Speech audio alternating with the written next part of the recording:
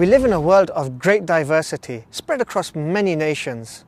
We seek direction and a better way to live, and to this end, we follow an approach or a set of principles to guide us. In Islam, God has established 5 principles which define the framework for the Muslim life.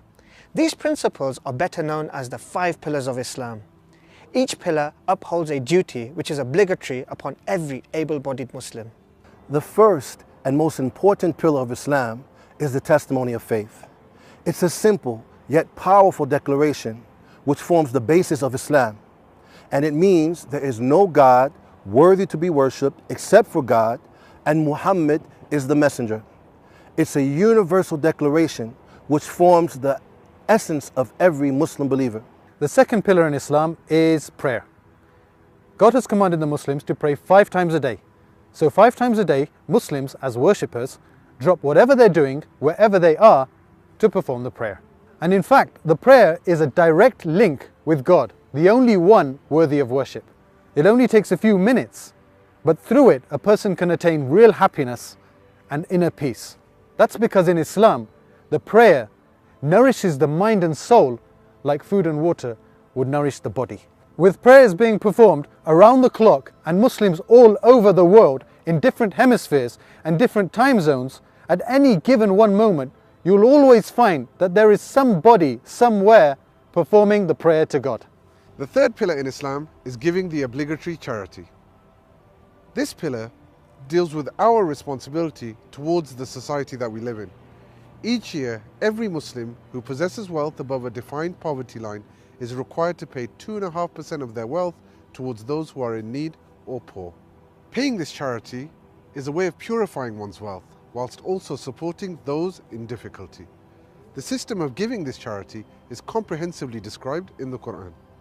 Imagine if every person paid 2.5% of their wealth to those who are in need, poverty could easily be eradicated.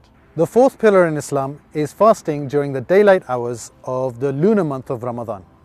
In this very special month, the fasting person, for the sake of God alone, not only abstains from basic comforts of life like food and drink, but also from doing anything that is displeasing to God. That means things like losing your temper with people, or lying, or backbiting, or even taking part in foul talk. Besides the fact that fasting is great for your health, it also allows the fasting person to be at one with and sympathize with all those people around the world who are suffering from hunger and poverty. But at the same time, it's a golden opportunity to really strengthen that essential relationship with our Creator. The final pillar of Islam is Hajj, which is the annual pilgrimage to the holy city of Mecca in Saudi Arabia. It's a huge spectacle of millions of Muslims from all over the world gathering together to worship God the Almighty over a 5-day period. All Muslims are required to perform the pilgrimage at least once in their lifetime, as long as they're physically fit and financially able to do so. Male pilgrims only wear 2 simple white cloths around their body, which strip away any distinction of class or culture, as they stand equal before God, to the point that a millionaire could be praying next to a poor man and no one would know the difference. The 5 pillars of Islam uphold what is virtuous to every believer who submits to God's will. Muslims from all over the world are united in trying to fulfill these pillars to the best of their ability so that they may earn God's pleasure and mercy and in the end enter paradise, a life of eternal happiness.